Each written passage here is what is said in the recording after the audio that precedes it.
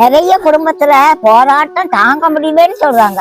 ஒரு பக்கம் கடன் பிரச்சனை, ஒரு பக்கம் குடிப்பழக்கம், வீட்டுல நிம்மதியே இல்லைங்காங்க. பெத்த பிள்ளைகளால ஒரு கண்ணுக்கு தூங்க கூட முடியல, குடும்பமே அல்லோல படுதுன்னு நிறைய பேர் அழுதுகிட்டு இருக்காங்க. இந்த அலக்கழிப்புல இருந்து என் குடும்பம் தப்பிக்குமான்னு பயப்படுறாங்க. கவலைப்படாத ராசாச்சி, உன் குடும்பத்தை மூழ்க விட மாட்டாங்க ஏசப்பா.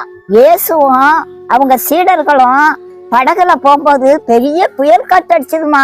சீடர்கள்லாம் பயந்து போய் தூங்கிக்கிட்டு இருக்க ஏசப்பாவை போய் எழுப்புனாங்க. ஏசு எழுந்திருச்சு கடலையும் காட்டியும் அதட்டினாரு பாரு.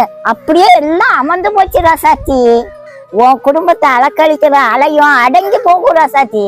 நீ ஏசப்பாவை கூப்பிடியான்னு பாக்குறதுக்கு அவர் அமைதியா இருக்கா ராசாச்சி. நீ யாரையோ கூப்பிட்டு பாக்குற, ஒன்னும் நடக்க மாட்டேங்குது. இந்த மாதிரி நீ ஏசப்பாவை கூப்பிடுமா, அவர் எல்லாத்தையும் அடக்கம் பண்ணுவாருமா. படைச்சவருக்கு தான் காட்டும் கடலும் பயப்படும். நீ உன் வீட்டுல முழங்கால் போட்டு ஜெபம் பண்ணுமா, உனக்கு ஏசப்பா எல்லா அற்புதத்தையும் செய்வாருமா. நான் பாட்டி சொதமா, உன் குடும்பத்தோட போராட்டம் எல்லாம் முடிய போகுதுமா. உனக்கு செய்யாம வேற யாருக்கு ரசாத்தியும் செய்ய போறாரு?